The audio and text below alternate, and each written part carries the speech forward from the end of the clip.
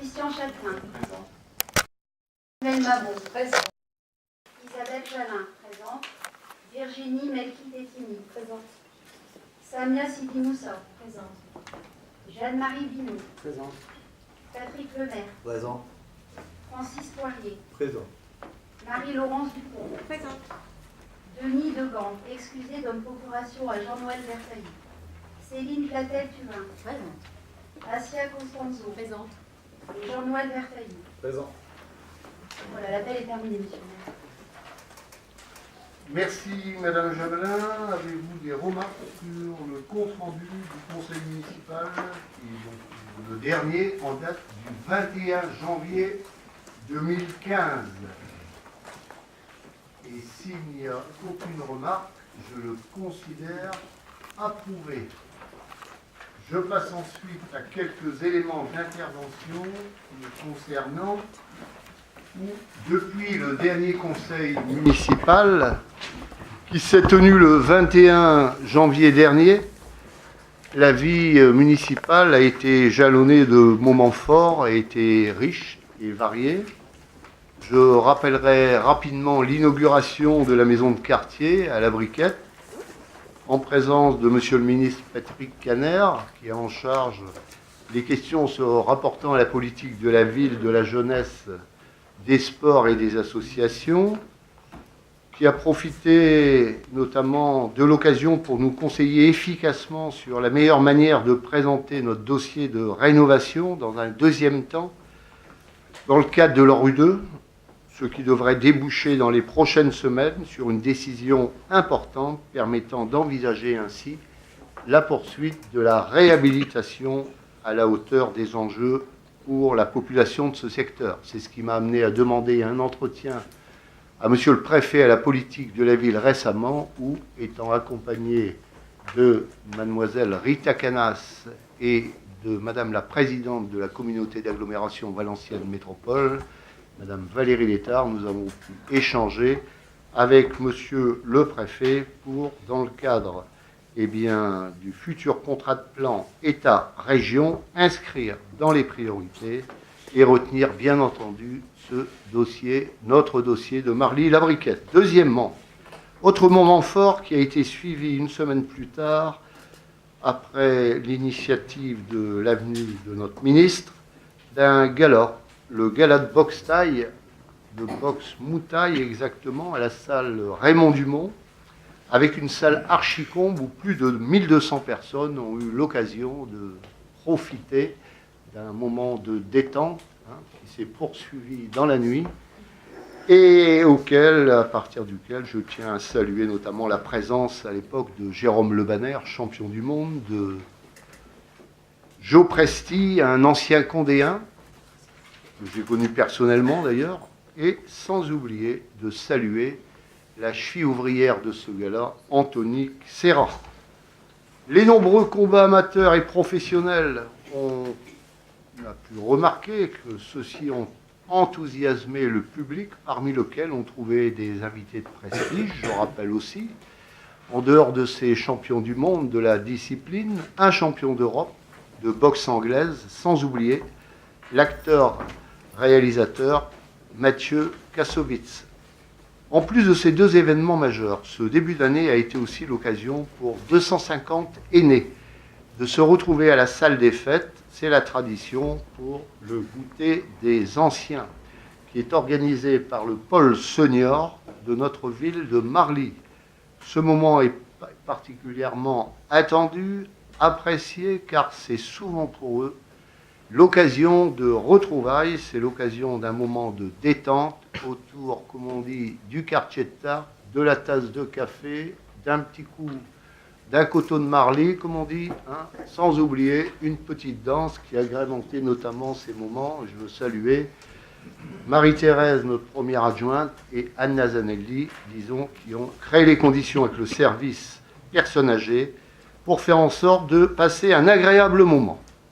Tout cela sans oublier les traditionnelles assemblées générales des clubs, tout d'abord du 3e âge, le Bière Club municipal, le Don du sang, les Étoiles du Nord, le Chœur féminin, l'Assemblée générale de la pêche des Gaulois, Marly, Aulnois, Famars, les jardins familiaux, tous avec toi, les anciens combattants prisonniers de guerre, les anciens d'Indochine, et enfin le comité de défense des locataires, sans oublier les moments culturels avec le forum théâtre en partenariat avec notre collège Alphonse Terroir, l'audition des élèves de l'école de musique, les moments musicaux, sans oublier le salon des savoir-faire qui a eu lieu ce samedi écoulé dans la salle des fêtes à l'occasion de la journée internationale donc du 8 mars. Enfin, pour les semaines qui arrivent, celles-ci seront-elles aussi bien animées, puisqu'il y aura dès ce dimanche 15 mars le Festival des Majorettes, qui est organisé par nos majorettes de Marly-la-Briquette. Il y aura le mémorial Raymond Dumont, le dimanche 5 avril, qui sera suivi du week-end du désormais traditionnel Salon du Livre, un moment important de la vie culturelle ici même à Marly, qui va grandissant d'ailleurs d'année en année et qui acquiert au fil du temps une réelle notoriété.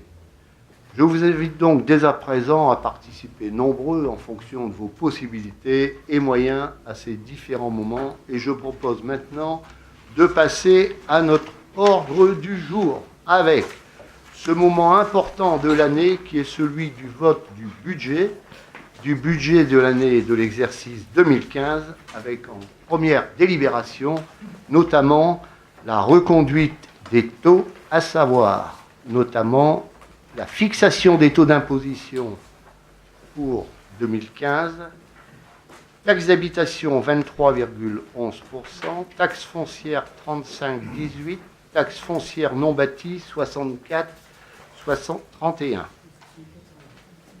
Je tiens à rappeler tout simplement que depuis 6 années, nous n'avons pas augmenté les impôts et que nous allons donc vers une reconduction des impôts et donc des taxes pour cette année.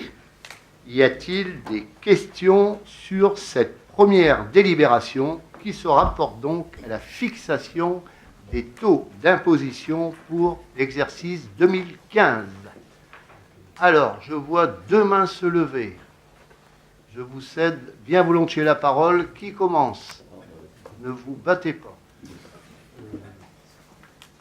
Monsieur Poirier? Oui, merci Monsieur le maire. À vous, Monsieur Poirier. Oui, je vais réagir par rapport à ce que vous avez dit. Certes, les bases n'augmentent pas, mais sauf que les bases augmentent. Voilà, les taux n'augmentent pas, mais les bases augmentent, ce qui fait que pour le contribuable marlysien, il aura des euros à payer en plus. Quand on regarde sur certaines communes du Nord-Pas-de-Calais, moi j'ai pu constater que certaines communes avaient baissé leurs impôts de 10% en 2014 et baissé de 5% en 2015. C'est la preuve que c'est possible. Donc la question c'est pourquoi malgré tout ne pas baisser les impôts pour compenser les bases puisque ça se fait ailleurs. Ensuite. Merci. Moi, je vais être assez bref sur ce sujet, puisqu'on a eu l'occasion d'y revenir quand même assez régulièrement depuis un an. Bon, quand on augmente les impôts une première fois de 30%, c'est sûr que je pense que là, vous avez pris des réserves pour quelques décennies. C'est pas nécessaire ensuite de les réaugmenter tous les ans. Surtout si vos amis socialistes au gouvernement vous permettent de le faire en augmentant les parts étatiques chaque année. Mais comme le disait Francis, ça représente quand même des sommes à payer en plus pour le citoyen chaque année. Et vu ce qui est fait de l'argent public dans notre ville, je pense qu'au lieu d'augmenter les impôts, on devrait peut-être penser à leur rendre de l'argent.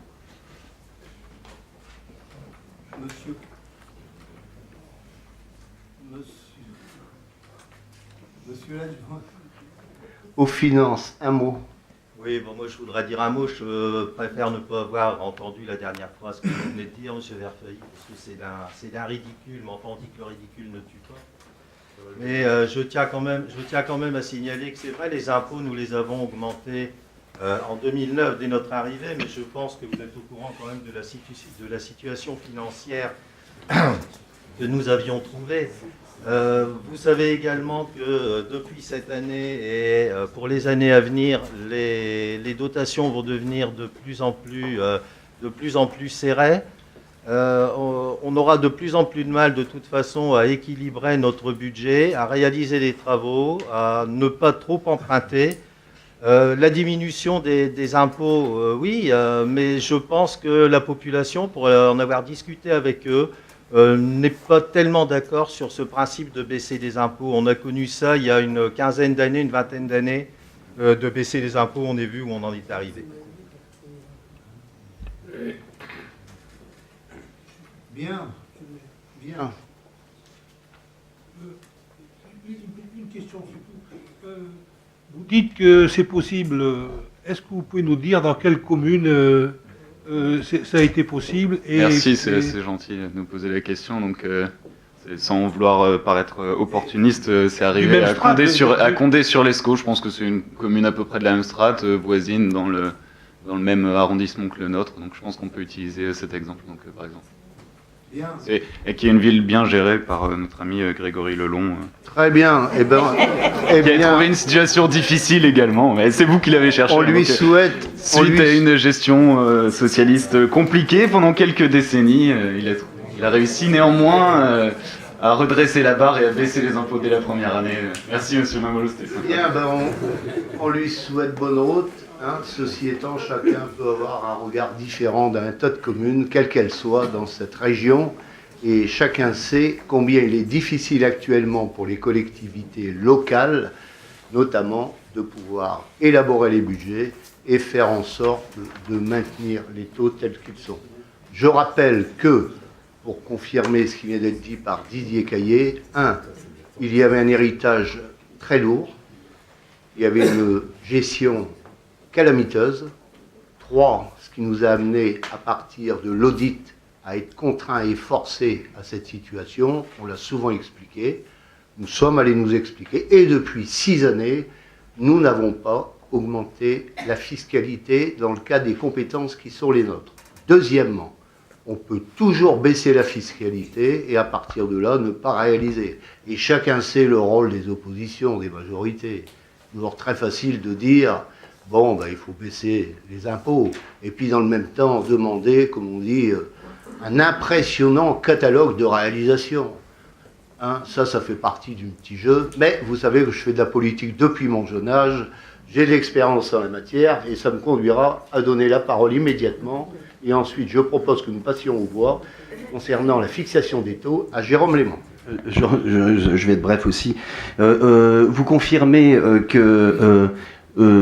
Condé, en fait, le maire de Condé a hérité, je connais bien le pays de Condé, si je peux me permettre, a hérité d'une situation difficile et il s'est quand même permis de baisser les impôts de 10%. C'est un magicien, je vous le garantis, parce que je n'ai jamais vu ça de toute ma vie. Et donc c'est une vraie erreur et c'est véritablement une erreur de gestion et j'espère que c'est pas le cas. C'est une erreur de gestion qui est, je dirais, phénoménale et presque mortelle pour une collectivité. Je pense que vous connaissez pas si bien que ça le bien, je propose, qu'il n'a jamais baissé les impôts de 10%, mais de 1%. Je m'excuse. Rien à voir. Je m'excuse.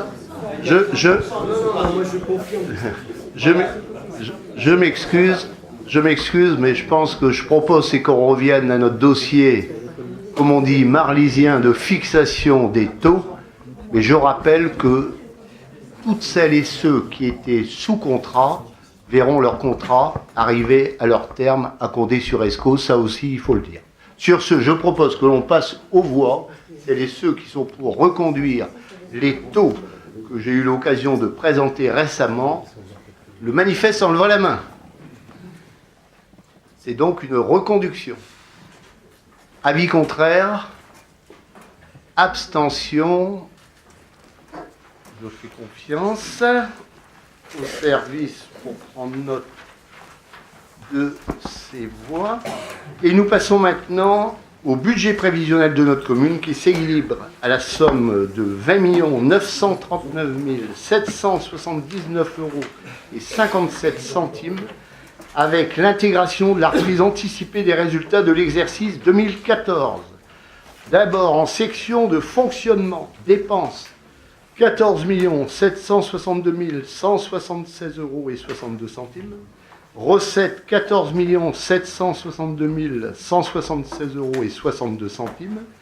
Pour le chapitre investissement, dépenses de 6 177 602 € et 95 centimes. Et en recettes, 6 177 000 €, 602 € et 95 centimes, dont un virement de la section de fonctionnement à la section d'investissement de 916 379 € et 16 centimes. Vous avez été destinataire de documents budgétaires. Je vais donc passer la parole à M. Caillé, adjoint aux finances, qui va vous développer notamment la reprise anticipée des résultats de l'exercice 2014, le budget primitif 2015, en remerciant les services, notamment l'ensemble des services qui ont contribué. C'est une façon nouvelle, dans le cadre de cette volonté qui m'anime et qui nous anime de la démocratie participative, associer les personnels à l'élaboration de leur propre budget dans leurs différents secteurs et saluer tout particulièrement le service des finances qui était encore pour quelque temps sous la responsabilité de notre directrice générale des services, Madame Martine Fournier, ici présente. À vous, Monsieur Caillé. Merci, Monsieur le maire. Donc, en section de fonctionnement dépenses, crédit de fonctionnement proposé au titre du présent budget, 14 762 176 € 62. Recettes, crédit de fonctionnement proposé au titre du présent budget, 14 130 436 € 66. Reliquat de fonctionnement 631 740 € 96. Total pour la section de fonctionnement, 14 762 176 € 62. En section d'investissement, dépenses. Alors,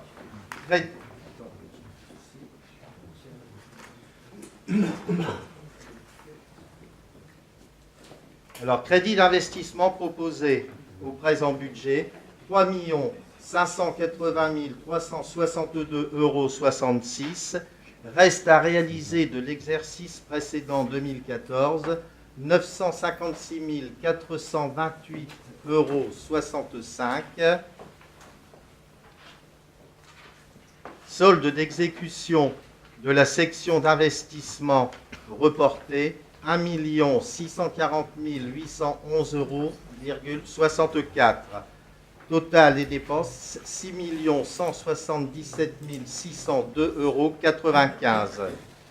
En recettes, crédit d'investissement proposé au présent budget, 5 110 502 € 95.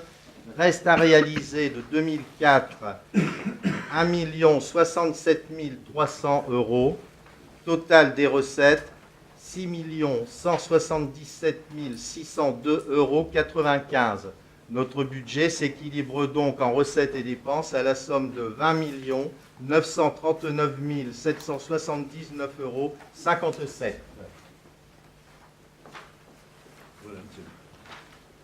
Merci, Monsieur Caillé. Dans la foulée, je donnerai la parole à Monsieur Léman pour quelques explications qui se rapportent notamment à la masse salariale, donc au personnel. Merci, Monsieur le maire. Voilà, donc oui, le personnel est un volet important, comme vous avez pu le voir au budget.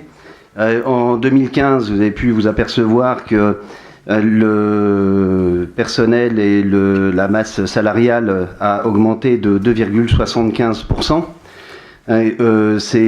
Donc ça demande effectivement des explications. Ces charges de personnel représentent encore 59,37% des dépenses réelles de fonctionnement, contre près de 62,97% en fait en 2008. Alors c'est important, moi je viens d'arriver, on va faire un peu quand même de rétrospective parce que quand il s'agit de gestion, et notamment de gestion de personnel, il faut quand même prendre des bases pour voir quelles sont les évolutions. Et c'est important parce que on disait tout à l'heure, j'ai cru comprendre que quelqu'un pouvait changer et révolutionner une commune et une gestion en 8 mois. Je vous assure que c'est pas si simple que ça. Mais bon, cela dit, après, on parlait bien en fait des gens qu'on aime bien. Voilà, donc les charges de personnel ont augmenté, effectivement. Les explications, elles sont en fait simples. Il y a en fait le point d'indice a augmenté en fait de 5 points, va augmenter de 5 points au 1er janvier 2015. Le point d'indice, alors 1 point c'est 4,53 €, 5 points en fait vous calculez, multipliez par plus de 200 agents de catégorie C, ça représente en fait une somme importante. Il y aura en fait des nominations d'agents stagiaires. Donc ça implique une quinzaine d'agents qui vont être titularisés en fait, qui vont être inscrits en fait dans le cadre maintenant du 13e mois. Donc ça représente 15 agents. Et il y a le personnel des NAP, des nouvelles activités périscolaires, puisqu'on a mis en place les rythmes scolaires, et ça représente 100 000 € pour une année. Donc j'irais en fait en faisant abstraction de l'inflation, vous êtes déjà dans le cadre de, et puis des augmentations d'échelons, et vous êtes déjà dans le niveau en fait d'augmentation tel qu'il est et tel qu'il vous est présenté. Voilà, donc en rappel, puisque en fait c'est aussi important, c'est vrai que au niveau des titularisations, savoir en fait que depuis 2007, il y a 47 agents qui ont été titularisés, c'est quand même pas mal. Donc ces 47 agents, évidemment, rentrent dans le cadre du 13e mois, des régimes indemnitaires, etc. Donc tout ce que ça représente en dépenses supplémentaires. En 2008, on en a déjà parlé, mais il n'y avait pas de personnel d'encadrement. Et donc il a fallu effectivement prendre des personnels d'encadrement qualifiés. Ça a effectivement impacté au fil du temps en fait aussi sur le budget. En 2009, le régime indemnitaire a été attribué, ça on le rappelle souvent, mais c'est important, à plus de 200 personnes au lieu de 28 personnes. 28 agents antérieurement. Voilà, donc je passe, parce que je ne vais pas être trop long. Les différentes dispositions qui ont été mises en place ont fait que les 3 premières années, les augmentations en fait des salaires des agents de notre collectivité ont évolué en moyenne de 7,78%. Ça, c'était une politique volontariste de la part de la commune. Voilà, donc la baisse des effectifs, puisque en fait il y a eu baisse des effectifs, effectivement, au fil des ans. Et donc je peux en fait vous le dire, au niveau des effectifs, on est passé de 312 agents à 274. Voilà, ce qui représente 18,6 équivalents temps plein. Donc là aussi, il faut savoir que c'est jamais simple, il faut faire de la prospective. Là, je vous fais de la rétrospective, mais il faut faire de la prospective. Il faut aussi qu'on réfléchisse à la manière dont on va fonctionner demain. Le personnel, c'est pas anodin. Et il faut effectivement, pour pouvoir le valoriser et pour pouvoir continuer à donner l'envie au personnel de venir travailler et de travailler pour le service public, il faut aussi le gérer dans ce sens-là. Alors, il y a un point noir, et j'en ai parlé, et j'en finirai là, puisque sinon je vais me faire attraper. Non, il y a un point noir. Le point noir, en fait, il est l'absentéisme. J'ai déjà donné un certain nombre de pistes. On en a parlé en CTP, on en a parlé à diverses reprises. Ces pistes vont être discutées évidemment avec les représentants des personnels et avec les différents élus afin de pouvoir quand même lutter contre cet absentéisme qui sur certains volets est exagéré et qui malheureusement lèse une très très grande majorité des personnels, parce que je ne voudrais pas qu'on fasse une généralité, mais en l'occurrence un seul chiffre, je prends un chiffre de 2013, plus de 7000 jours d'arrêt de travail, c'est pas normal, mais je pense que c'est aussi dû à des dispositifs qui méritent d'être revus et notamment par rapport en fait au régime indemnitaire et voilà, mais ça on en parlera plus tard. Merci. Merci, Monsieur Léman. Je cède dans la foulée la parole à Monsieur Bernard Évrard, adjoint aux travaux et à l'urbanisme, pour une communication. Oui, merci, Monsieur le maire. Alors, dans ce budget, évidemment, les travaux ont une part importante aussi. Hein. Il y a une commission de travaux. Et on a fait des choix parce que la ville avait été délaissée pendant plus de 20 ans, où il y avait eu très peu de travaux de fait dans les voiries. Il faut savoir qu'on a commencé par faire les écoles, et ça on ne pourra pas nous le reprocher. Cette année, on va s'attaquer un peu plus aux voiries. Alors tout d'abord, il y a un autre problème aussi, c'est le problème des ERP et du PAV. Les ERP, il faut mettre nos bâtiments aux normes handicapées, et le PAV, c'est les chaussées aussi. Alors sur les bâtiments, il va y avoir des installations d'alarmes continuées. On a déjà commencé, mais on va continuer. Il y a la mise en accessibilité en ERP sur certains bâtiments. Hein. Je pense à l'école de musique, certaines écoles. Il faudra peut-être mettre des ascenseurs. Des petits travaux dans des bâtiments communaux, salles des fêtes, des bâtiments sportifs prévus à la salle du Monde, dont la vidéoprotection. La salle Schumann, ça c'est les radiateurs pour le chauffage. Il reste un peu de travaux dans les écoles Nelson Mandela et Louise Michel. La maison des associations, fin de travaux d'aménagement. Ensuite, il y a les logements Jean Rostand, aménagement pour le RAM, le LAP et PMI, pour un montant total de 795 600 €.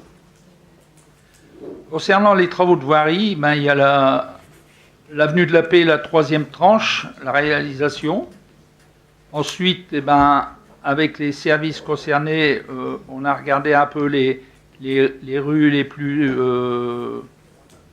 prioritaires par rapport à leur détérioration. Donc on a retenu en commission de travaux la rue des Dahlias, où il y aura les parkings et les entrées d'immeubles en enrobé.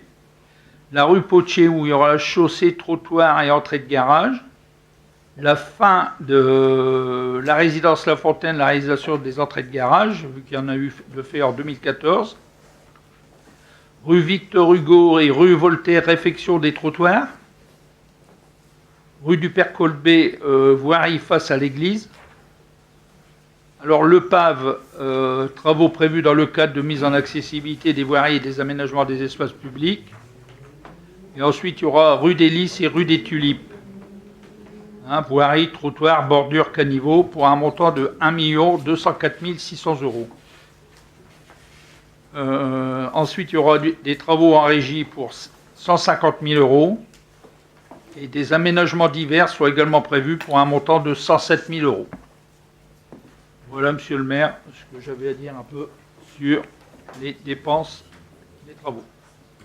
Merci à vous, Monsieur Évrard, Monsieur Didier Caillé, pour nous apporter quelques éléments d'information sur ce qui rapporte aux emprunts et à la renégociation des emprunts dits toxiques.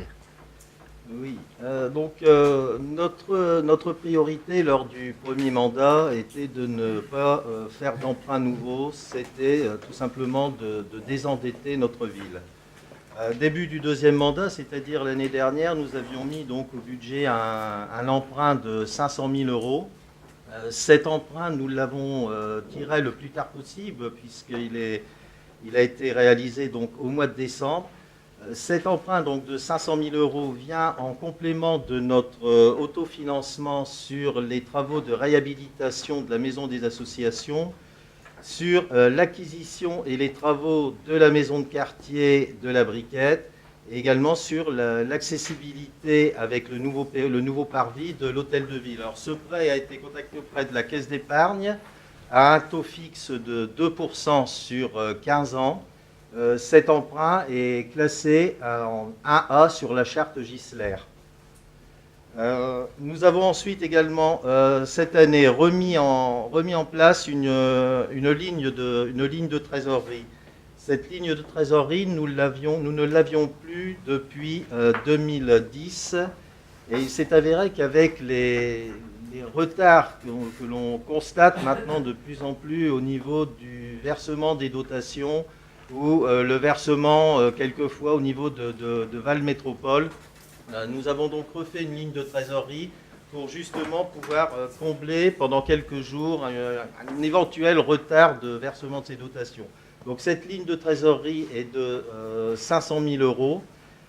Elle ne nous coûte par an que les frais de non-utilisation. C'est-à-dire que si on ne tire pas la ligne de trésorerie, on a tout simplement les frais de non-utilisation qui s'élèvent à 2 500 € sur l'année. La ligne de trésorerie, nous ne l'avions tirée qu'une seule fois en 2008. Le but d'une ligne de trésorerie, ce n'est pas de la prendre comme certaines communes sur un an. Cette ligne de trésorerie, en 2008, nous l'avions prise sur une durée de 4 jours. Nous avons donc ensuite le prêt. Donc, nous avons donc mis au budget de cette année donc, un emprunt d'1 500 000 €. Alors, ce 1 500 000 € vient également donc, en complément de notre autofinancement sur l'ensemble des travaux que vient de vous énumérer Monsieur Évrard. Bon, vous avez pu voir, il vous a cité certains montants. C'est vrai que des travaux de voirie et de travaux dans les bâtiments vont très vite. Bon, il s'avérait que de l'autofinancement, on en a fait pendant pas mal de temps, ce qui nous a fait économiser pas mal de frais financiers. Là, cette année, bon, pour avancer un peu plus, si vous voulez, au niveau des travaux trottoirs, voiries et bâtiments, nous avons donc prévu ce prêt d'1 500 000 €. Bon, il est pour l'instant en cours de négociation. Hein, on le tirera que lorsqu'on en aura besoin. Ce qu'on a réalisé également, donc, c'est la renégociation, donc, des emprunts. Les emprunts, nous avions 3 emprunts en taux fixe. Ces emprunts, après conseil auprès d'un cabinet expert, ont été renégociés quelques jours avant le déplafonnement du taux des francs suisses. On a donc remis cet emprunt sur un seul emprunt en 13 ans. Cet emprunt est également classé en 1A maintenant sur la charte Gisler. Donc de ce côté-là, on a plus de risque. On l'a fait vraiment au moment opportun parce que quand on a vu donc, le 15 ou le 16 janvier l'annonce de ce déplafonnement du franc suisse, ça avait vraiment donc, été fait au moment opportun. Voilà, donc ça c'est un peu ce que je voulais dire, Monsieur le maire, sur les emprunts. Donc un emprunt nouveau, la renégociation donc, des emprunts en francs suisses et les 500 000 € qui avaient été faits donc, en décembre de l'année dernière. Très bien, Monsieur Caillé, pour compléter ces éléments qui ont été apportés par les uns et les autres dans cette première partie du débat, je voudrais revenir sur la présentation de ce budget 2015, ainsi présenté donc par notre collègue Didier Caillé, que je veux de nouveau remercier, là, notre adjoint aux finances, complété par Jérôme Léman, Bernard Évrard, pour respectivement des questions relatives au personnel, aux travaux. Et en ce qui me concerne, je voudrais rappeler que ce budget a été établi, il faut le dire, dans un contexte financier difficile pour Marly comme pour toutes les collectivités locales. Je voudrais cependant apporter une précision suite à l'intervention de M. Verfailly, comme quoi, soi-disant, la ville de Condé-sur-Escaut aurait baissé les impôts de 10%. Je confirme qu'il s'agit bien seulement de 1%. Et j'ajoute, il faut le savoir, le public doit le savoir, la presse doit être informée, je pense qu'elle le sait, c'est que dans le même temps, il y a 75 contrats de travail qui n'ont pas été renouvelés. Deuxièmement, il y a eu la suppression des ALSH pendant toute la période du mois d'août, dont ont été victimes les enfants et les familles qui peuvent bénéficier du droit aux vacances. Troisièmement, il y a eu la suppression du festival du mélange où assistent des milliers de personnes chaque année, festival financé par notre communauté d'agglomération Valenciennes Métropole et le conseil régional. Et à cela s'ajoute bien entendu, dans le cadre de la baisse des services publics rendus à la population, la fermeture de la mairie le lundi. Je ferme la parenthèse, mais je tenais à apporter ces éléments d'information pour la clarté, la transparence et tout simplement pour dire la vérité. Je rappelle par ailleurs que l'État, dans le cadre du programme national d'économie, a depuis 2011 gelé le concours financier aux collectivités locales et les diminuera, comme chacun le sait, de 11 milliards entre 2015 et 2017, afin que les collectivités locales, dans leur ensemble, participent à l'effort de redressement des finances publiques. Pour notre ville, c'est, dès cette année, 300 000 € de dotation globale de fonctionnement en moins par rapport à 2014. Et cela continuera en 2016 et 2017, d'où la nécessité, bien entendu, de mener et conduire une gestion rigoureuse, sérieuse, sans tenir de promesses démagogiques, et ce, en complet décalage avec la réalité, comme le font d'ailleurs toutes les collectivités en général et les communes en particulier. Heureusement, grâce à la gestion menée, depuis 2008, notre encours de la dette est faible, ce qui témoigne d'ailleurs de la bonne santé financière de la ville, conservant ainsi des marges de manœuvre intéressantes pour investir. Et c'est partant de ce constat, et malgré un contexte économique difficile marqué par les restrictions budgétaires, que le budget 2015 prendra en compte les attentes de la population, avec le maintien de la pression fiscale au niveau de 2009, donc pas d'augmentation d'impôts décidée par notre Assemblée municipale, malgré, je le rappelle, une baisse sensible des dotations de l'État. Deuxièmement, le maintien de la pression fiscale au niveau de 2009, donc pas d'augmentation d'impôts décidée par notre conseil municipal, malgré, je le rappelle, une baisse sensible des dotations d'État. La maîtrise des dépenses, par ailleurs, de fonctionnement avec une recherche systématique d'économie de gestion. Un partenariat renforcé avec tous les partenaires institutionnels pour l'octroi de subventions. La poursuite de l'amélioration du cadre de vie des Marlysiens et des travaux d'aménagement de voiries et trottoirs, ainsi que l'accessibilité des bâtiments et espaces publics. Le renforcement des services de proximité avec la réforme des rythmes scolaires qui jouera en 2015 son rôle en année pleine. Tous les partenaires, enseignants, associations, intervenants extérieurs et agents travaillent d'ailleurs en synergie pour la réussite scolaire et l'épanouissement de l'enfant. En matière de sécurité et tranquillité publique, la commune consolidera les efforts engagés pour maintenir l'ordre et préserver un cadre de vie serein.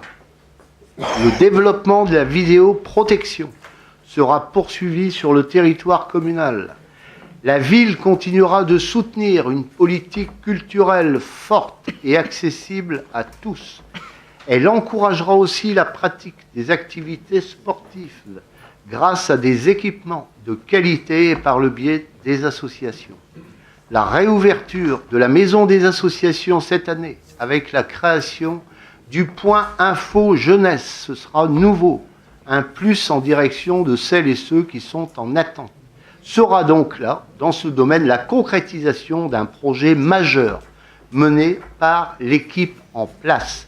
En conclusion, malgré ce contexte économique difficile, nous poursuivrons l'action locale avec des projets structurants, tout en faisant des efforts sur les charges de fonctionnement pour y parvenir. La municipalité anticipe, elle anticipe la ville de demain en poursuivant l'aménagement urbain, tout en maintenant un cadre de vie agréable. Des finances saines, une gestion rigoureuse permettront ainsi le maintien de nos objectifs. Ce qui m'amène maintenant, dans cette phase nouvelle du débat, eh bien tout simplement à l'ouvrir et à inviter celles et ceux qui souhaitent intervenir à le manifester en levant la main. Alors, j'ai donc plusieurs demandes d'intervention. Monsieur Yves Floquet, Monsieur Poirier. Allons-y, Monsieur Yves Floquet.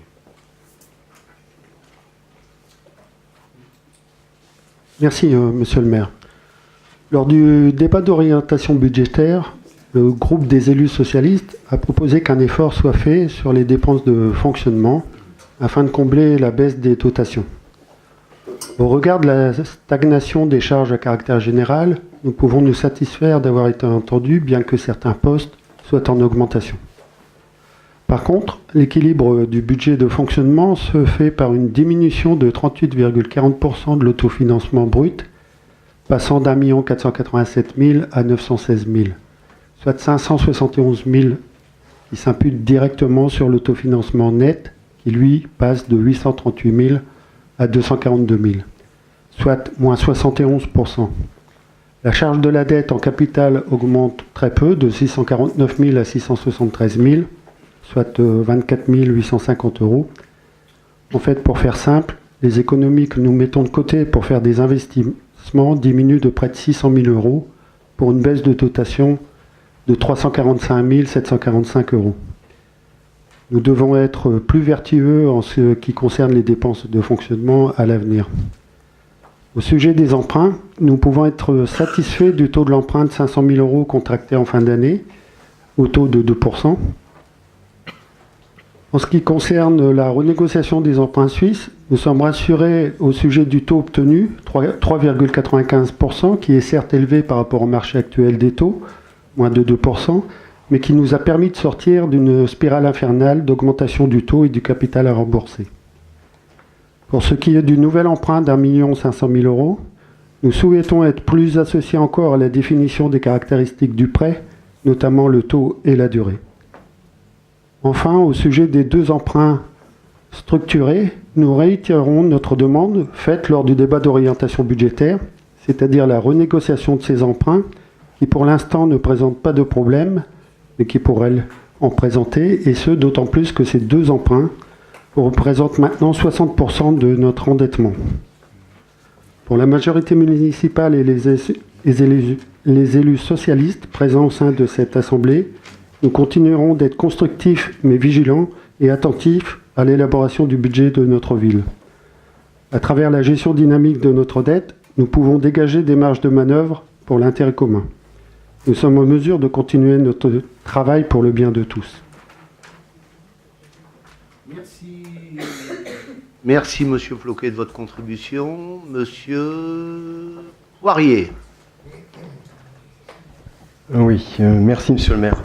D'abord en préliminaire, ça n'a pas dû être abordé en commission finance. Je voudrais monsieur le maire que vous me disiez ce que ça veut dire ICNE, c'est en page 13 de la section de fonctionnement.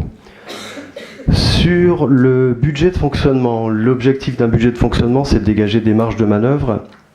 Ce qu'on peut constater, c'est que le compte n'y est pas. Et si on regarde simplement en matière de charge de personnel, c'est vrai que dans le débat d'orientation budgétaire, il était indiqué le point d'indice qui sert de base au traitement des fonctionnaires, gelé depuis 2010, le restera jusqu'en 2017.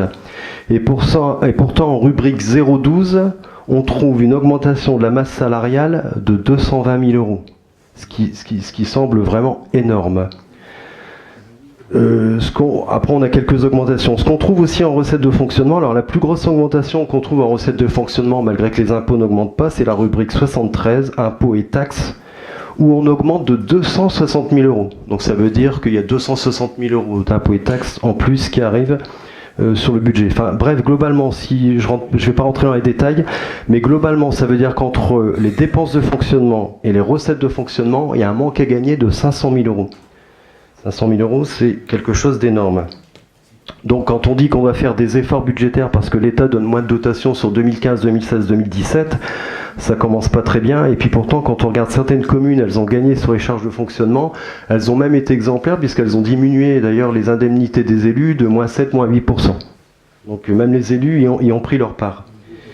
Et puis sur la partie investissement, c'est vrai qu'on a un emprunt qui est à 500 000 euros, on passe à un emprunt qui est 1,5 million d'euros. Le but d'ailleurs, dans ce qui était dit dans le débat d'orientation budgétaire, et monsieur le maire, vous l'avez rappelé, c'est de faire des économies. quand on voit que quand on fait plus 1 million d'euros d'investissement, ce qui est le cas entre 2014 et 2015, si vous écoutez un économiste de renom qui exerce à Paris-Dauphine Université, qui est Alain Guégan, il dit qu'en gros, quand vous faites un emprunt d'1 million d'euros en investissement, ça vous coûte après 20% aussi en fonctionnement. Donc ça veut dire qu'on va encore charger le fonctionnement. Donc on n'est pas, quelque part, on n'est pas rendu. Et puis, puisqu'il s'agit des charges de personnel, si on prend dans la rubrique du personnel, on s'aperçoit que le tableau à la fin des extraits du personnel ne me semble pas à jour, puisqu'on a, dans ce qui est emploi budgétaire, on a par exemple collaborateur de cabinet, on a 1, et quand on regarde dans les effectifs pourvus, on a 0 aussi bien en titulaire et en agent titulaire et non titulaire. Et puis surtout, ce qui est un peu plus gênant, je dirais, c'est à la fin, c'est qu'on a l'emploi budgétaire, on en a 313, l'effectif pourvu sur emploi budgétaire, on est à 223. Or, je dirais que la Cour des comptes a déjà fait des remarques à certaines communes, lorsque vous avez une différence de 15 emplois, comme l'a expliqué M. Lemans, il y a peut-être 15 emplois qui sont en cours, donc elle a fait des remarques, parce que là c'est énorme, entre 313 et 223, ça fait 90. Et je dirais que dans ce cadre, il faudrait que vous mettiez à jour l'état de vos effectifs, et puis j'espère que ça pourra être fait pour le prochain conseil municipal. Voilà, monsieur le maire. Alors, avant de passer la parole à monsieur Verfaillet, une précision qui va vous apporter du baume au cœur, monsieur Poirier, c'est l'équipe en place ici. Dès qu'elle est arrivée en 2008, elle a baissé ses indemnités d'élus de 30%. Je pense qu'on ne peut que saluer l'effort notoire qui a été réalisé. C'est pour votre information. Vous n'étiez pas élu à l'époque. On peut le comprendre que vous ne soyez pas informé. Pourtant, ça ne manquait pas de communication. Et que, deuxièmement, le taux d'indemnité actuellement en vigueur équivaut à 50% des possibilités existantes. Vous voyez, nous ne sommes pas comme certaines communes à mettre les taux au maximum. Nous avons décidé pour le maire et les adjoints de se limiter à 50% en ligne budgétaire des indemnisations, notamment pour le maire, les adjoints et conseillers délégués. Je pense que c'est également à l'honneur de cette ville de Marly et toute l'équipe du conseil, y compris de l'opposition. Sur ce, j'ai monsieur Verfailly qui demande d'intervenir. Merci beaucoup. Ça tombe bien que vous concluiez en parlant d'honneur, parce que j'en ai pas trouvé beaucoup en lisant votre budget, et j'avoue que j'étais un petit peu fâché. Parce que quand on est sorti du débat d'orientation budgétaire, je me suis dit quand même que vous étiez peut-être pas un très bon maire, mais qu'au moins vous étiez classe et vous respectiez la démocratie, et que le budget auquel on pouvait s'attendre allait montrer que vous attendiez que les citoyens nous départagent à nouveau avant d'envisager des dépenses importantes. Là, par contre, j'ai eu une mauvaise surprise en lisant le budget. Pensez pas que vous seriez capable de prendre un budget comme ça et que vous ayez aussi peur de perdre votre place que vous alliez tenter un budget de ce genre-là. C'est pendant des années, dans tout Marly, on vous a entendu pleurer sur l'héritage de l'ère Duhet, sur la dette, et vous-même vous extasiez ensuite sur votre gestion responsable. Et là, en quelques semaines, on se prend 2 millions d'euros d'emprunt dans la vue. Et pour faire quoi? Pour rien faire. C'est 500 000 euros pour la maison des associations que vous allez réussir à sortir quand même à peu près à un prix au mètre carré qui va être 2 fois le prix du marché, ce qui est quand même franchement à chapeau. Ça, c'est beau. Ensuite, 1,5 million pour faire de la voirie. Vous doublez votre budget voirie une année électorale. C'est très élégant. À 10 jours d'une élection, c'est beau. Mais pour faire de la voirie, 1,5 million, à part si vous faites une section autoroutière avec des péages, j'avoue que je comprends pas très bien quel est l'intérêt de faire ce genre de choses. Arrêtez là. Mais bon, et puis d'habitude à chaque fois vous faites chantre du cofinancement, on va dire l'Indiana Jones de la subvention.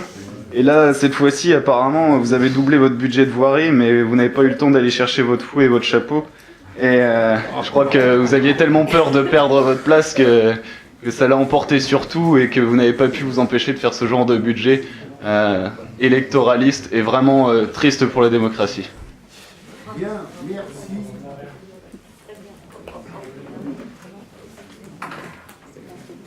Merci de cette contribution.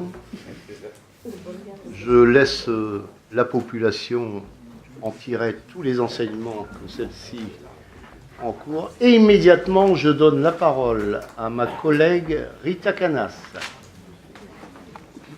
Merci, Monsieur le maire. Tout d'abord, quelques éléments avant de faire la déclaration que je voulais apporter au conseil municipal. Donc, pour Monsieur Poirier, l'ICNE, c'est intérêt couru non échu. Je comprends que vous ne le sachiez pas, puisque vous êtes dans votre premier mandat, et je comprends tout à fait la difficulté de lire un budget M14. Mais je vais vous aider aussi, et je pense que l'adjoint aux finances ne va pas prendre ombrage. C'est vrai que les contributions ont augmenté, mais on doit bien vivre à Marly, Monsieur Poirier, parce que s'il y a plus de contributions, c'est parce qu'il y a plus de construction. On a plus de nouveaux habitants qui s'acquittent de la taxe d'habitation et du foncier. Et forcément, on a plus de recettes fiscales. C'est une règle de base. C'est une règle de base. Donc je voulais quand même vous apporter la précision pourquoi il y avait plus de contributions. Non pas qu'on n'a pas augmenté les impôts, mais il y a plus d'habitants. Et forcément, je pense aussi que s'il y a de nouveaux habitants, c'est parce que finalement, ils sont bien dans notre commune.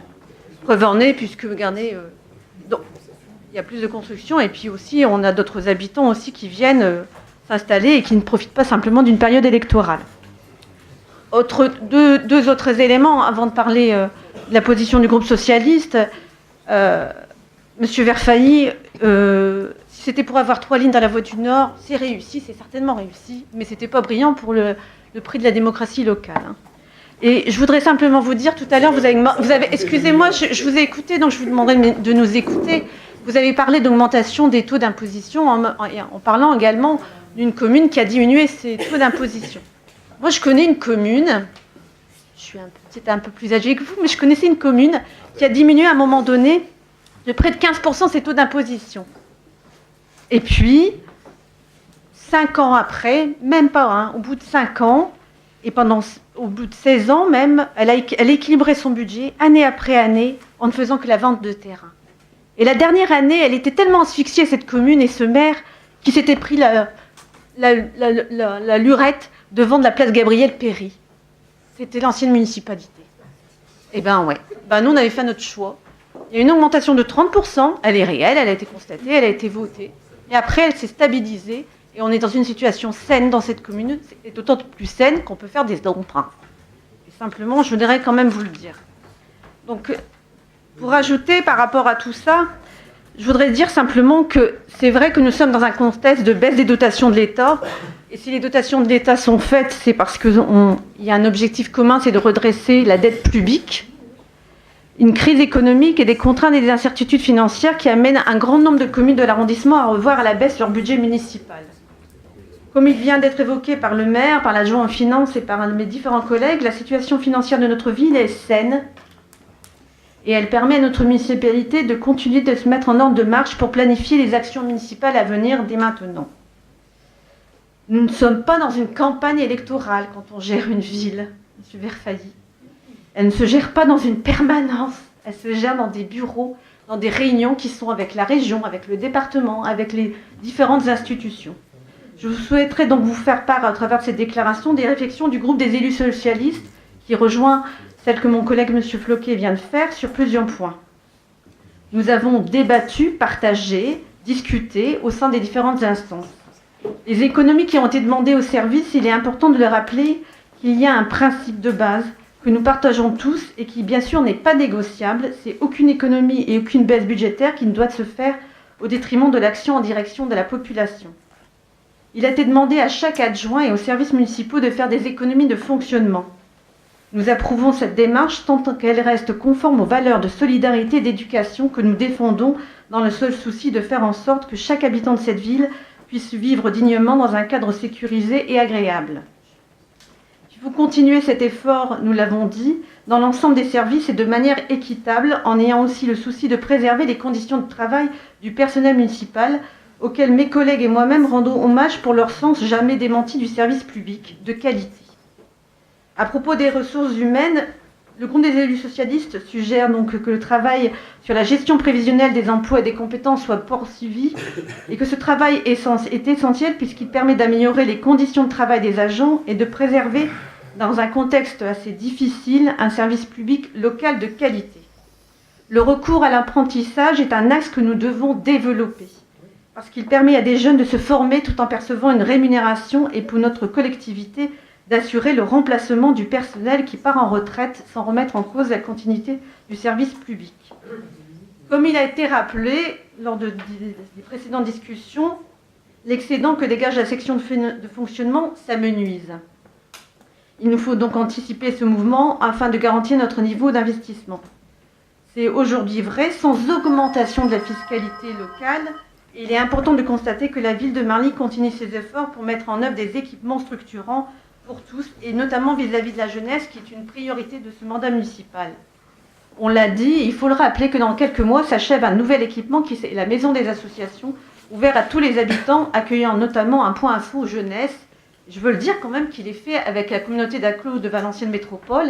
Et quand je vous écoute, M. Verfaillie, nous dire qu'on est des mauvais gestionnaires par rapport à cet équipement, c'est donc que la communauté d'agglo de Valenciennes Métropole, vous la considérez également mauvaise gestionnaire par rapport à cet équipement, puisque c'est un travail de partenariat qu'on fait ensemble. Bah non mais...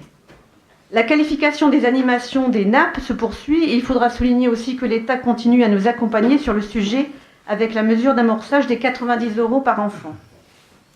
Cela est possible et le sera parce que nous, élus socialistes, et dans le cadre de notre accord de gestion municipale, notre position n'est pas, malgré ce que vous pouvez penser autre, celle d'une explosion de la dette. Notre position, c'est d'être des élus qui sont volontaristes, offensifs, mais raisonnés et qui comprennent la difficulté du réel, tout en se donnant des moyens de se rapprocher d'un idéal, de faire cette ville de Marly une ville où il fait bon vivre. C'est un idéal qui est pour nous important dans le respect des engagements que nous avons pris auprès de la population, et ces engagements, nous les tiendrons dans un contexte budgétaire maîtrisé parce que anticipé. Et je me permettrai de rajouter, Monsieur le maire, une simple phrase. Vous avez raison, Monsieur Verfaillie, de dire que c'est difficile d'aller rechercher des financements auprès de la région, auprès du département, auprès de toute institution. La communauté Valenciennes Métropole, comme la communauté d'agglo de la Porte du Hainaut, comme toute communauté d'agglo aujourd'hui, va être saisie d'une manne financière qui va venir des fonds européens. J'ose espérer que vous allez être à côté de la majorité municipale quand il va falloir se battre pour faire en sorte que Valenciennes Métropole écoute également les doléances de la ville de Marly par rapport au projet des fonds FEDER, FSE et FSE-IEJ que la région Nord-Pas-de-Calais va attribuer à la communauté d'agglo de Valenciennes Métropole. J'espère que vous serez à côté de nous et que vous ne serez pas en face à compter les points, parce que j'espère qu'il n'y a pas que la ville-centre qui va en bénéficier.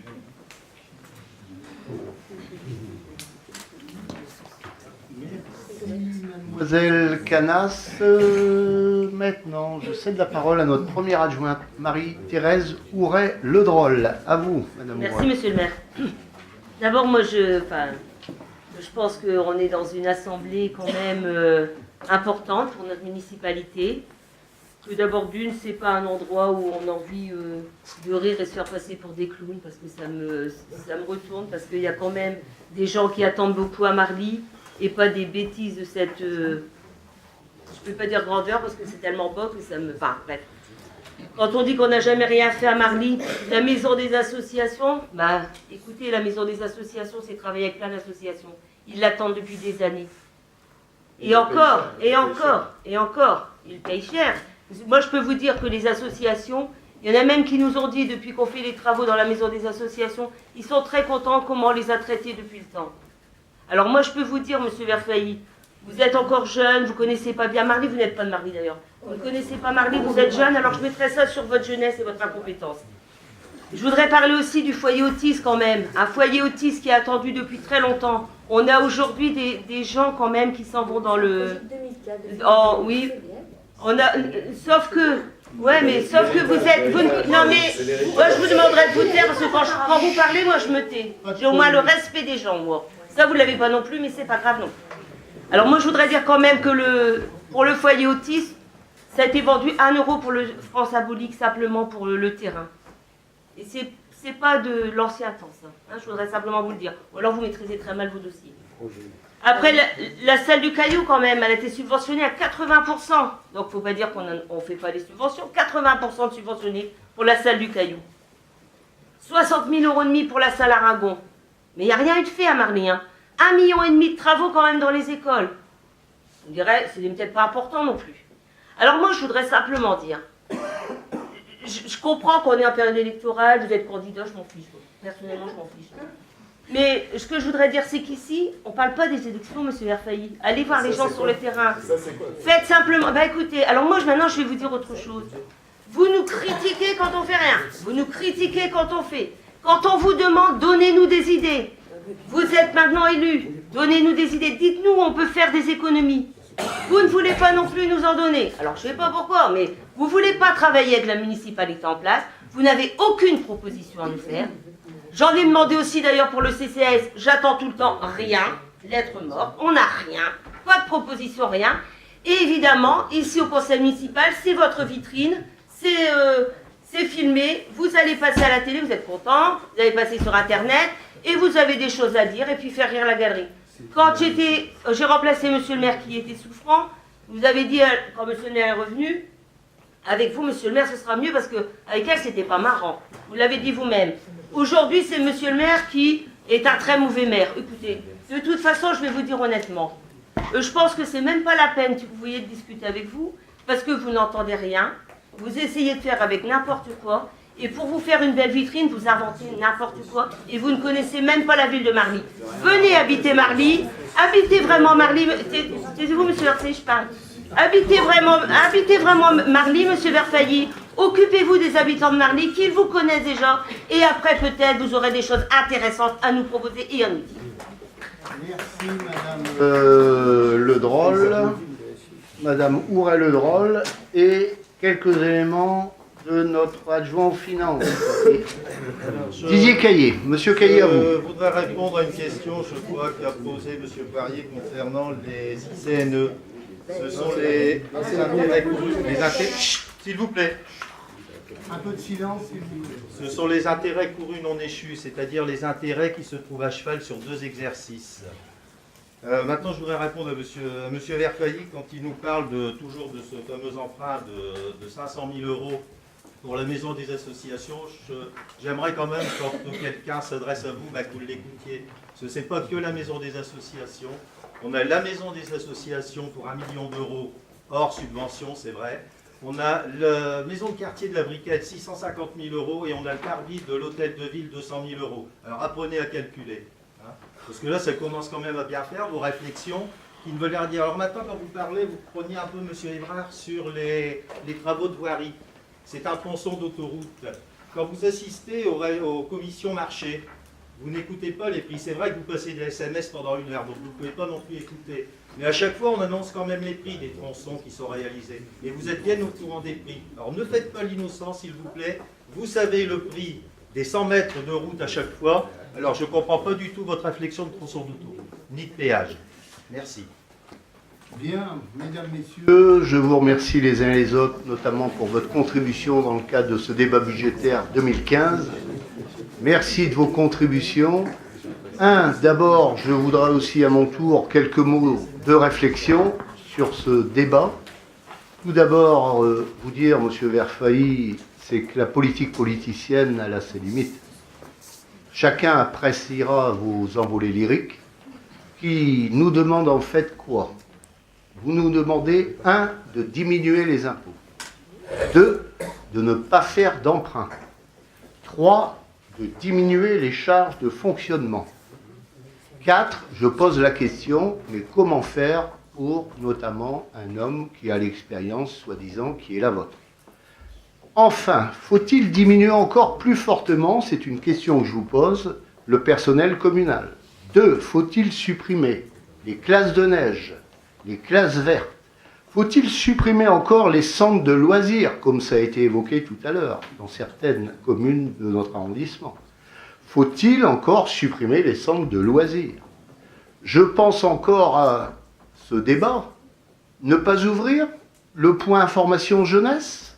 Ou encore ne pas réaliser les travaux de voirie qui sont tant attendus, tant demandés, comme le confirmait d'ailleurs votre collègue en commission finances, comme quoi il y a des attentes fortes pour les petits travaux que nous partageons pleinement.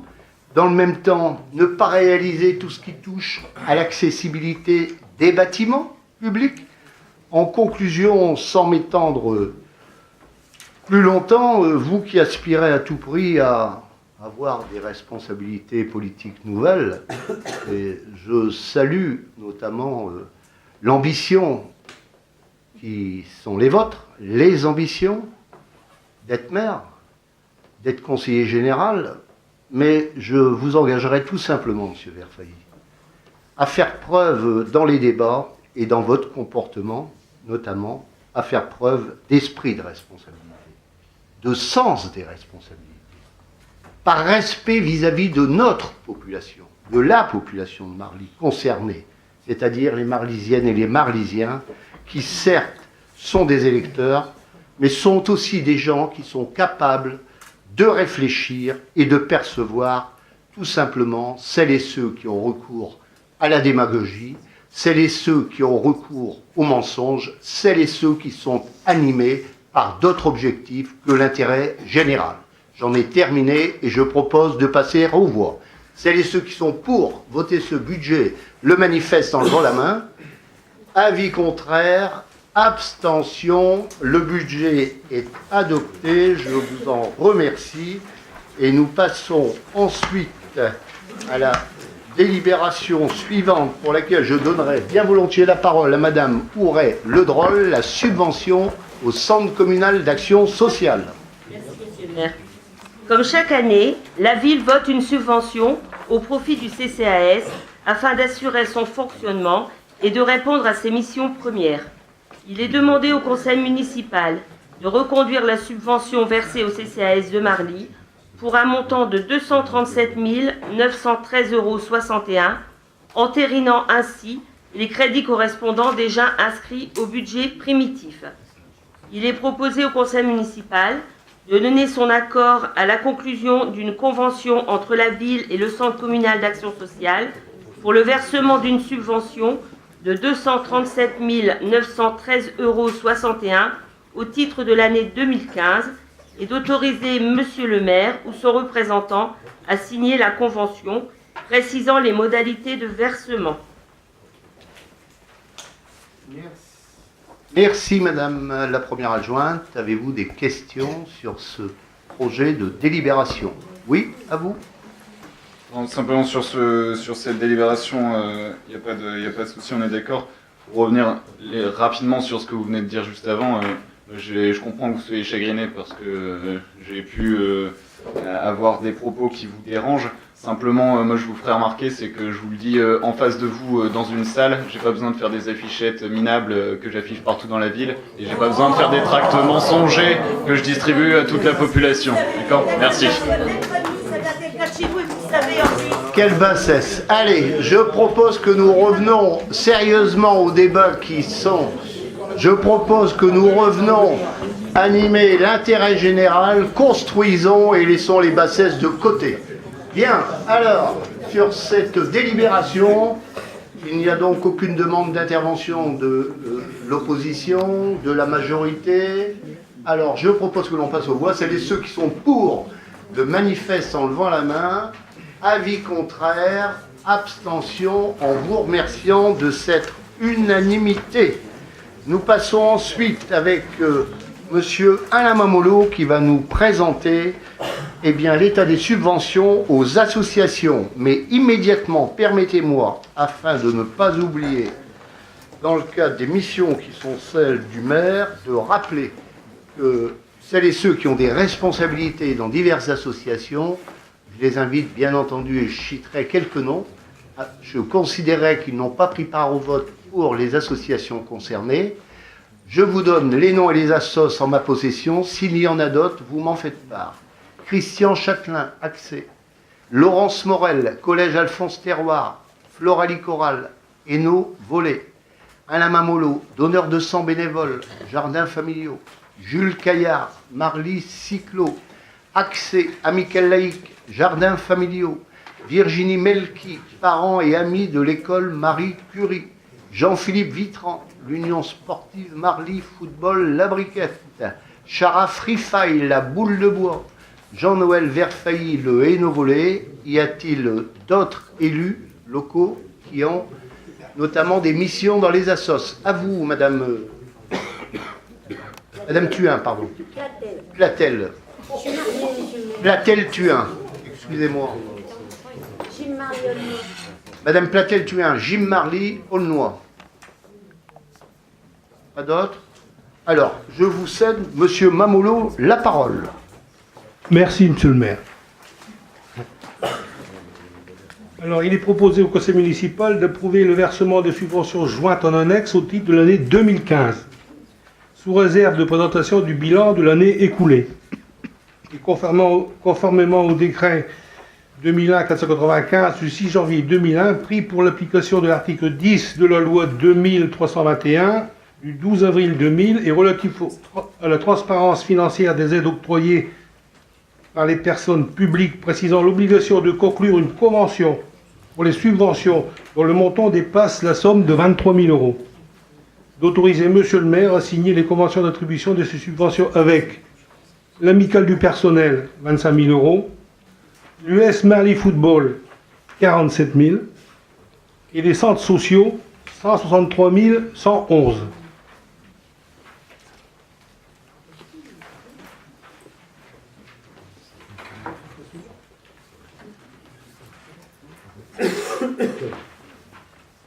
Bien. Y a-t-il des demandes d'intervention sur ces propositions? Je vous en prie.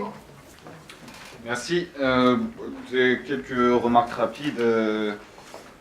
Globalement, à peu près les mêmes que l'année dernière. Hein. C'est la subvention au club de foot qui est quand même toujours disproportionnée à mes yeux, étant donné le niveau d'engagement des équipes et autres. Par contre, c'est très bien.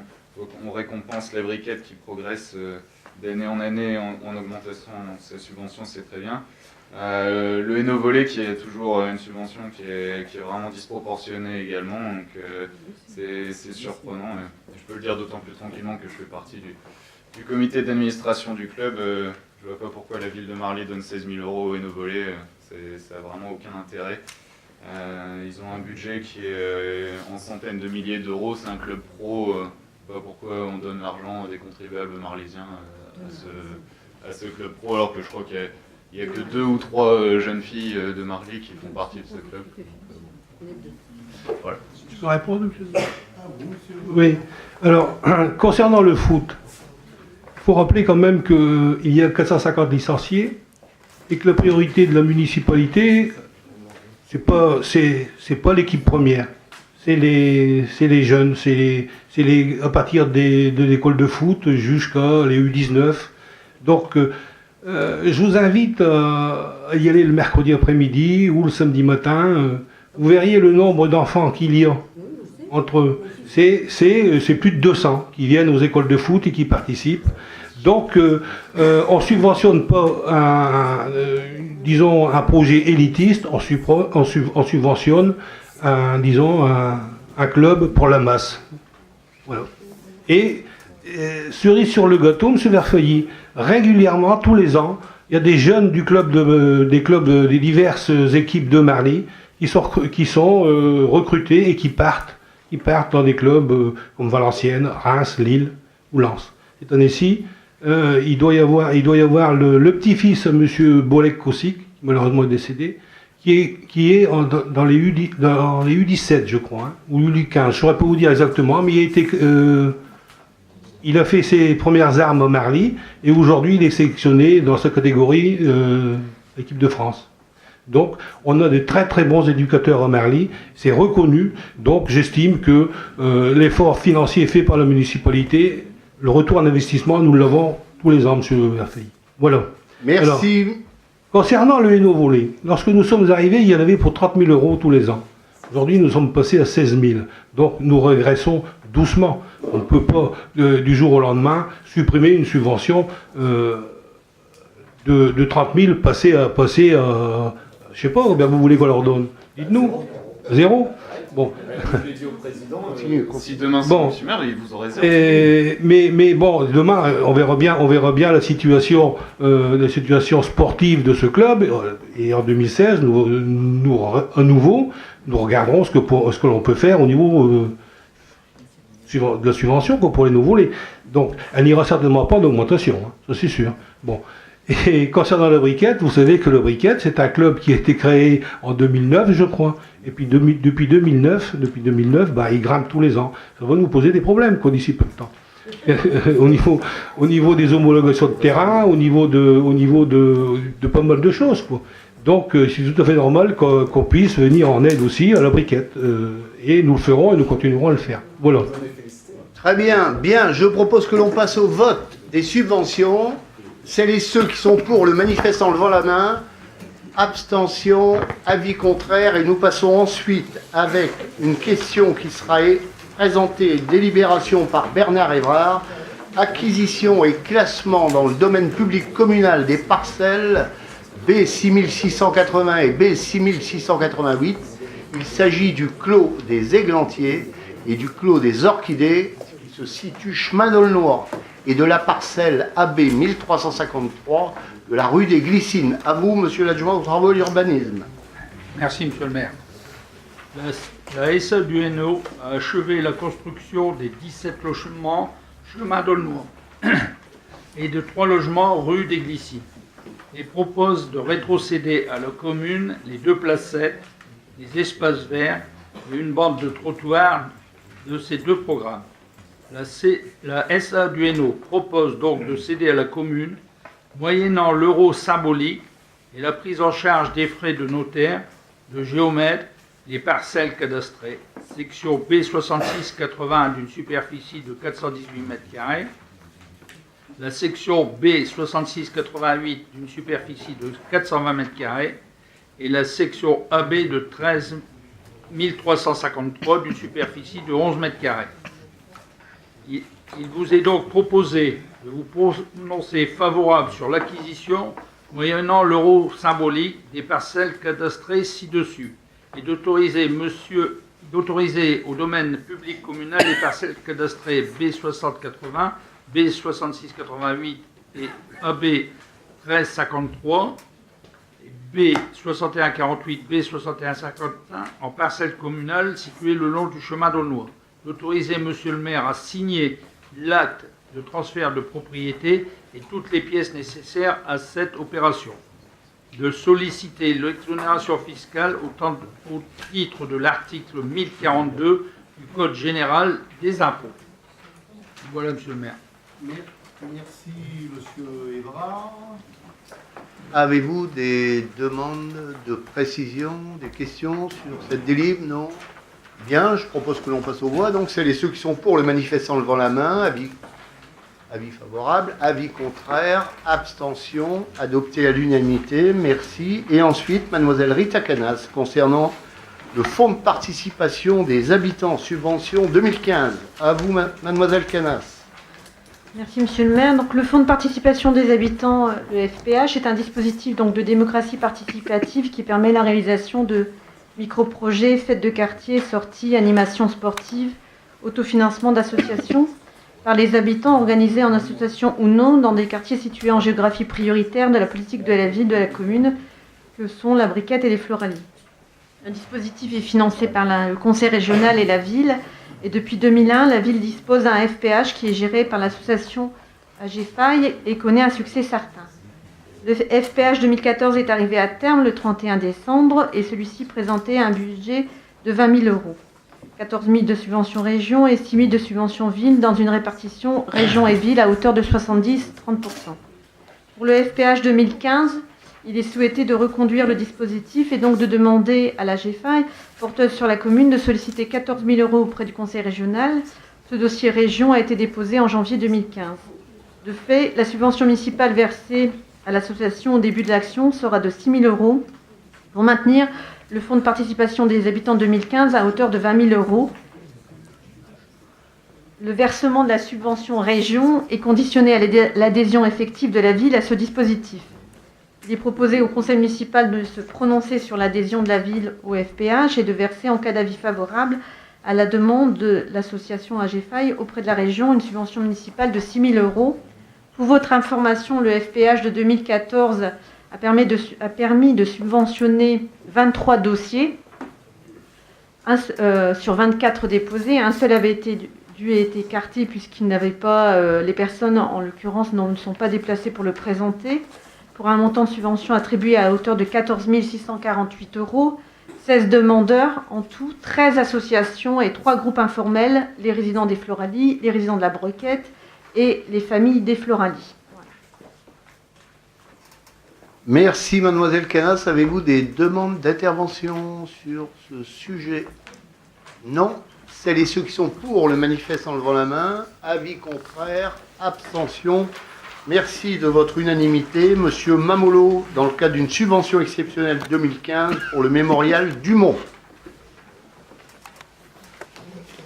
Alors, la municipalité a été sollicitée par l'association sportive Marly Athlétisme pour obtenir une subvention exceptionnelle de 7 000 € dans le cadre de l'organisation du mémorial Dumont le dimanche 5 avril 2015. Cette subvention va permettre d'accueillir dans de bonnes conditions les participations à cette manifestation. Il est proposé au conseil municipal de se prononcer sur l'octroi de cette subvention exceptionnelle de 7 000 €.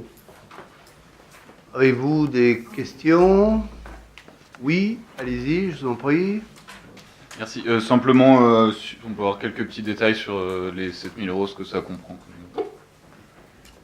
Alors, ça comprend l'organisation. Dans l'organisation, c'est déjà, il nous faut les inscriptions auprès de la fédération pour participer et pour avoir le label.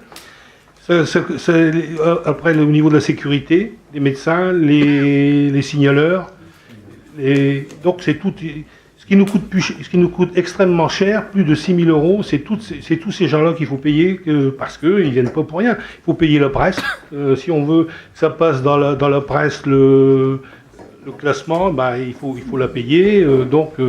Il faut payer. Mais j'ai pas tout en tête les 7 000 €. M. Verfeuilly, j'ai pas tout en tête les 7 000 €. Mais il faut payer. Mais je peux vous garantir que je vais au prochain conseil, ou si vous pouvez faire en mairie, on peut vous donner le budget prévisionnel.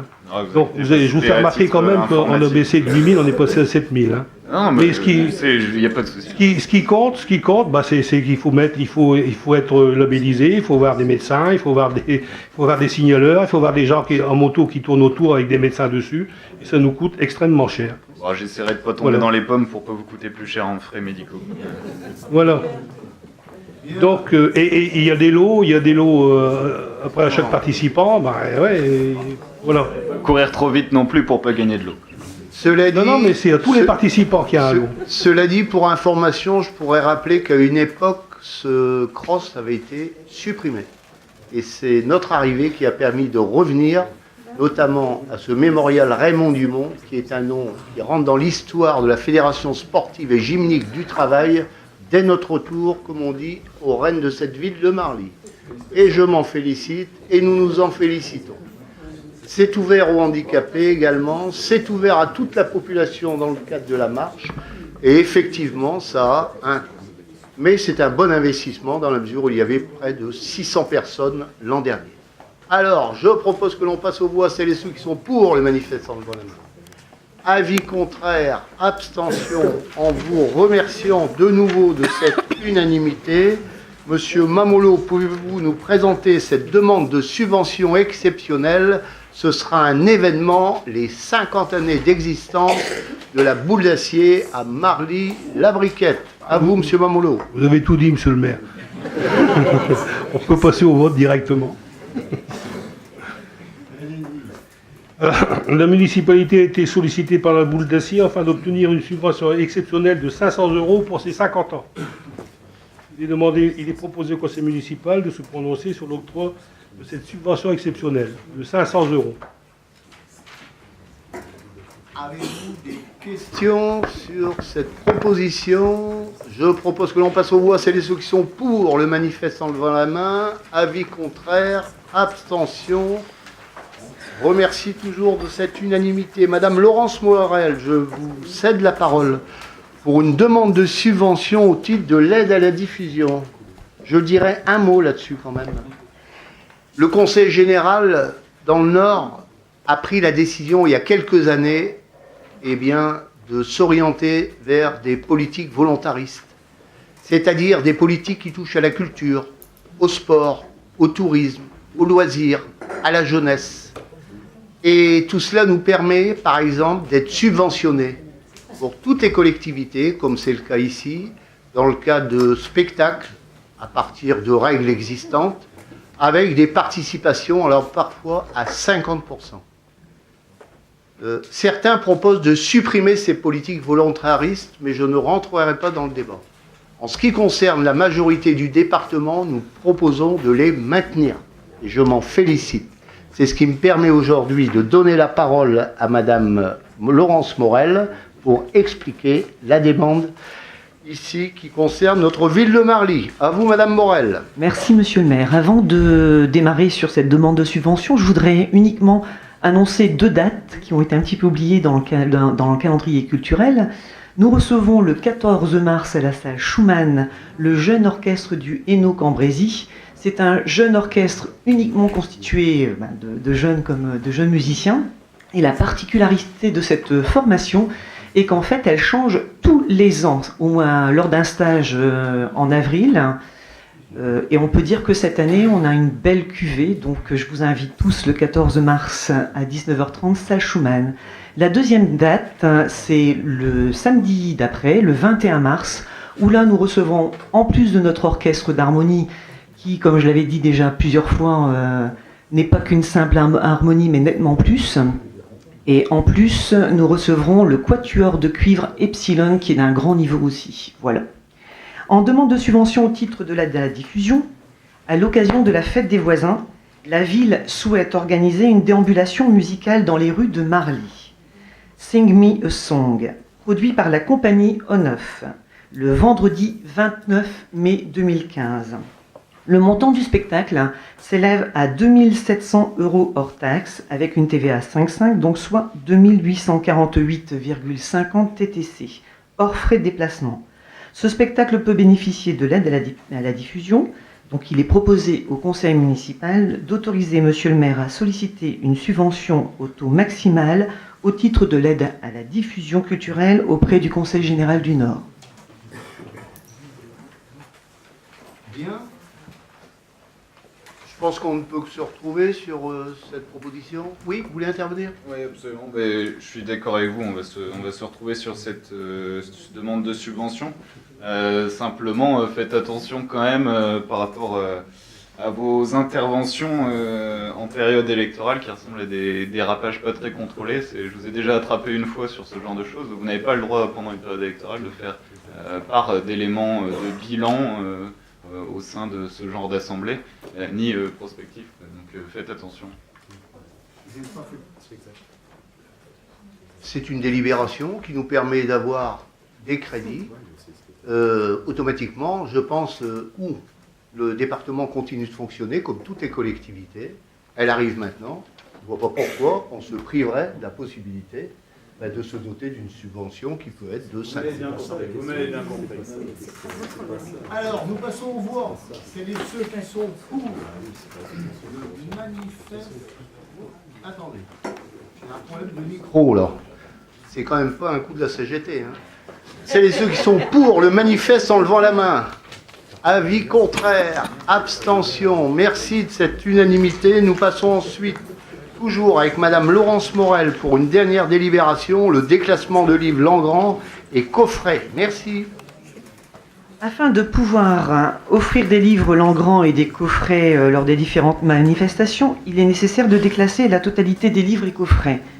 Donc, nous avons 175 coffrets comprenant un livre Alphonse Terroir et un livre Jules Langrand, en prix de vente à 35 € TTC, 44 coffrets comprenant un livre Alphonse Terroir et un livre Jules Langrand au prix de vente aux professionnels à 21 € TTC, 158 livres Jules-Henri Langrand au prix de 25 € TTC et 4 livres Jules-Henri Langrand au prix de vente aux professionnels à 15 € TTC. Il est proposé au conseil municipal de se prononcer sur le déclassement des livres Jules-Henri Langrand, Orphée en marche vers la lumière, et coffrets comprenant un livre Alphonse Terroir et un livre Jules-Henri Langrand, tel que défini ci-dessus. Merci Madame Morel. Merci Madame Morel. Avez-vous des questions? Sinon nous passons aux voix. Oui, Monsieur Poirier. Non, pas sur Oui, pas sur cette partie-là, mais juste pour dire que j'aimerais intervenir sur l'extrait du registre des décisions, et comme c'est pas forcément, des fois vous concluez assez rapidement, C'est pour vous dire que j'aimerais faire une remarque sur l'extrait du registre des décisions, pour pas oublier. Hein, merci.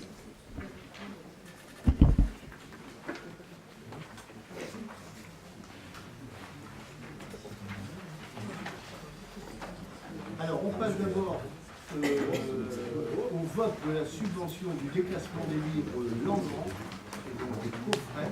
C'est ceux qui sont pour le manifeste en levant la main. Avis contraire, abstention. Merci toujours pour votre unanimité et je vous cède la parole, monsieur Poirier. Merci monsieur. Merci monsieur le maire.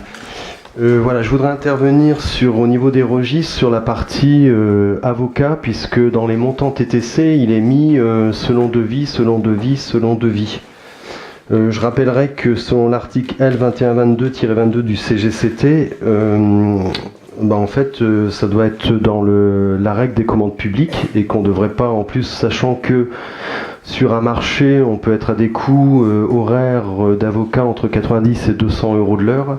Je pense que ça devrait être d'ailleurs dans des règles de commande publique et j'en veux pour preuve qu'il y a eu un arrêt du Conseil d'État de 99 qui dit que les prestations de conseil juridique, d'assistance et de représentation en justice relèvent des règles de commande publique. Donc on ne peut pas laisser comme ça dans le registre selon devis. Il faudra que ça passe à un moment donné en marché. Ça s'élève très très vite et donc sur une durée de marché de 3 ans. Donc voilà, je voulais que ça puisse être mis... prévu, puisque s'il n'y a pas de marché, il pourrait y avoir aussi derrière un délit de favoritisme. Donc il faut se mettre en conformité. Très bien. Je vous propose, monsieur Poirier, qu'on vous apporte des éléments de réponse très rapidement par écrit. Hein ?